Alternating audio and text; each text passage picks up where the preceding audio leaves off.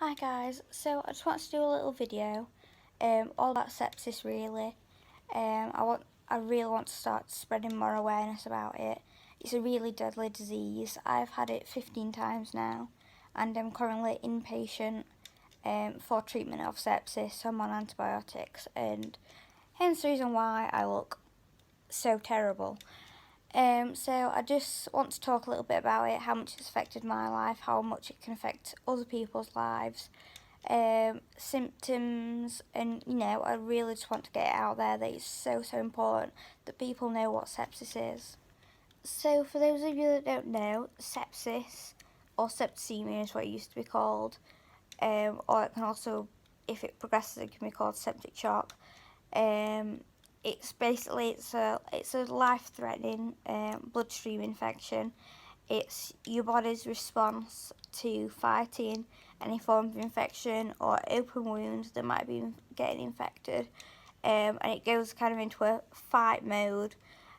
So it kind of starts to shut down all your minor organs like your kidneys, your liver, pancreas, everything like that.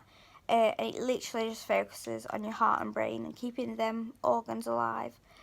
So it's a very life-threatening condition, and a lot of people can end up needing amputations because they literally lost all blood flow to the fingers, toes, legs. I'm fortunate enough to have had a medical team that respond quick enough, so I've not suffered any lasting effects from having sepsis so many times. I do have extra fatigue, but I never know what the cause of that is because I have many other chronic illnesses. So for those of you that don't know, sepsis or septicemia is what it used to be called, or it can also, if it progresses, it can be called septic shock. It's basically it's a life-threatening bloodstream infection. It's your body's response to fighting any form of infection or open wounds that might be getting infected, and it goes kind of into a fight mode. So it kind of starts to shut down all your minor organs like your kidneys, your liver, pancreas, everything like that. And it literally just focuses on your heart and brain and keeping them organs alive. So it's a very life-threatening condition, and a lot of people can end up needing amputations because they literally lost all blood flow to the fingers, toes, legs. I'm fortunate enough to have had a medical team that respond quick enough, so I've not suffered any lasting effects from having sepsis so many times. I do have extra fatigue, but I never know what the cause of that is because I have many other chronic illnesses. So first of all, I just want to talk a little bit about the symptoms that sepsis has. It does have very flu-like symptoms, and a lot of doctors do try and pass it off just as a virus, which is really frustrating because apparently only 12% of people survive sepsis once. So that's not a very nice statistic really. But a lot of people, they do get fobbed off and they do get told that it's just a virus and just go home and take paracetamol. So really, that's one of the reasons why I want to spread awareness. People need to know how dangerous it can be. So some of the main symptoms, like I said, they are very flu-like. You tend to get fever, headaches, shivering, chills, anything like that. But then as the sepsis starts to progress and the infection gets worse, people can become unconscious, get really short of breath quite easily. A lot of people actually describe it as they think they're dying. Um, you know, people also get really pale or quite discoloured skin. For me, my skin always goes bright red when I start getting sepsis. So I think they're the main symptoms. A lot of people struggle keeping their oxygen saturations up. I also, when I start to go into septic shock, my blood pressure just goes through the floor. So that's when I usually end up in the ICU on adrenaline pumps to make sure that my heart can carry on pumping. Unfortunately, there was a time where my medical team didn't react quick enough while I was still inpatient to one of the episodes of sepsis, and because I didn't get there quick enough, I suffered a cardiac arrest. Sorry. Yeah. So it's a subject that's quite close to my heart, really, and I do want to make sure that it does get more awareness so that people don't suffer. I will post some photos at the end of this video just to show you guys what it really is like to have sepsis. It is truly awful. I would never wish it on anyone. There are going to be some quite graphic photos or upsetting photos. So if you don't want to see anything to do with tubes or ventilators, then I suggest you just kind of skip that bit or just stop watching my video. I really don't mind. But I just want to show the real reality of what it's like to become seriously unwell. Because I think a lot of people think that being in hospital and skipping college or, you know, getting to stay in bed all day, it's not fun and games, and I don't think people realise how serious it actually can get.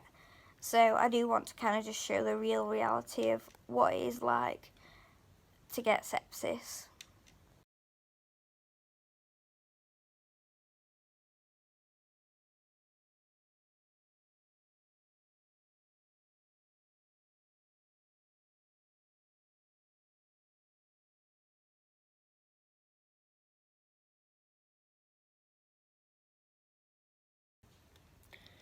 So I thought I'd do a little bit of an update as well, just to finish the video.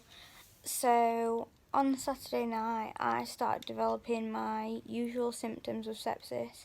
I had a searing headache,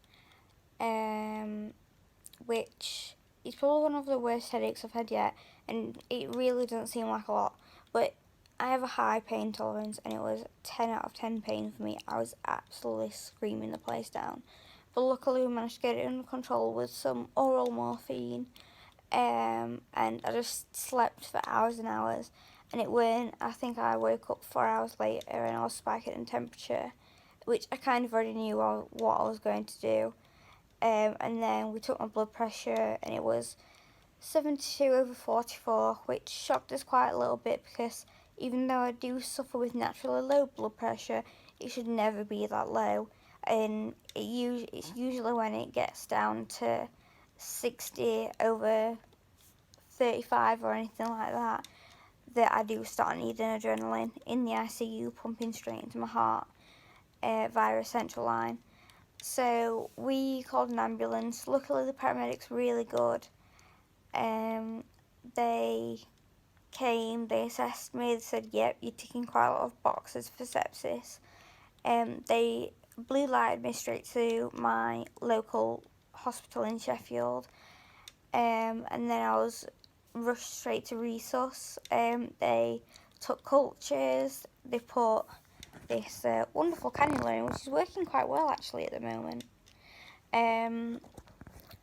So they did chest x-rays, they did throat swabs, urine dip, they did every test possible to make sure that they weren't missing anything that could be also cause an infection. So after that we kind of came to the conclusion that I'm going to need antibiotics either way, so I was just admitted straight to the ward after a couple of hours. I've not been feeling 100%, and today I'm probably feeling the best that I have in the last 4 days. I am feeling a lot brighter. I will post a picture later on of what I actually looked like this morning. My blood pressure was quite low, so they have to give me about 8 litres of fluid as boluses to get my blood pressure up, and it just blew my face up. Literally, it was awful. I couldn't open my eyes or anything. So but the swelling seems to have gone down now. I've just had IV paracetamol, so I'm feeling quite good with pain. Or should I say no pain. So I'm just kind of going to get ready to go to bed. So if you guys have any suggestions for any more videos you want me to do or talk about anything in particular, then please let me know, either in the comments or message me via Facebook or Instagram if you have me on them accounts. So yeah, I guess I'll just say see you later.